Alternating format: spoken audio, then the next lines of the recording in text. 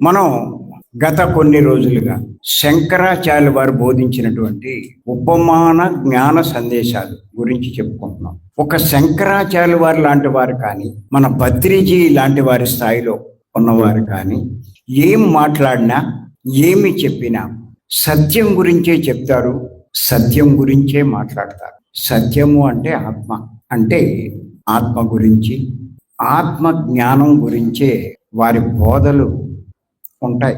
మనకు అర్థం అవడానికి కూడా, అంటే సామాన్యులకి ఉపమానాలతో కూడా చెప్తారు వాళ్ళు. నేను పత్రికను చాలా గమనించాను. ఏదో ఒక ఉపమానం లేకుండా వారి సందేశం ఉండదు. అందుకే అందరికీ బాగా అర్థం అవడం వల్ల వారి బోధలకి ఎంతో మంది ప్రభావితం అవుతారు. అందుకే నేను కూడా ఎక్కడికి వెళ్ళినా ఏం చెప్పినా ఉపమానాలు ఉదహరిస్తూనే ఉంటాను.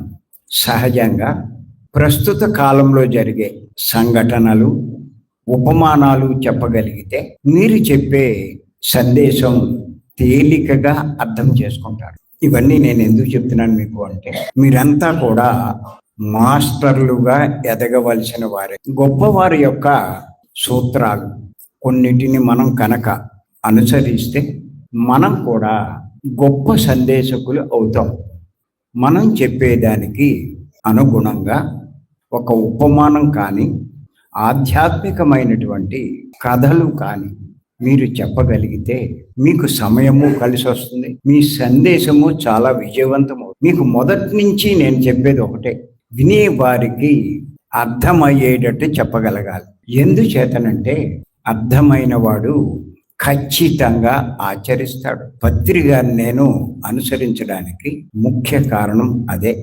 అంచేత మాస్టర్గా ఎదగాలనుకున్న వారు గొప్ప వాళ్ళలాగే ఉపమానాలతో బోధించాలి. మీరు చాలా మంది అడుగుతూ ఉంటారు నన్ను, మీకు ఇన్ని ఉపమానాలు ఎక్కడి నుంచి వచ్చాయని.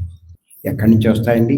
గొప్పవాళ్ళ సందేశం నుంచే వస్తాయి. అదే ఉపమానాన్ని మనం మన ఉదాహరణలతో వివరించవచ్చు. అదే నేను చేసేది. మీకు ఇంకొక విషయం కూడా చెప్తున్నాను. కలర్ నోట్ని బాగా ఉపయోగించుకోండి ఇప్పుడున్న టెక్నాలజీలో.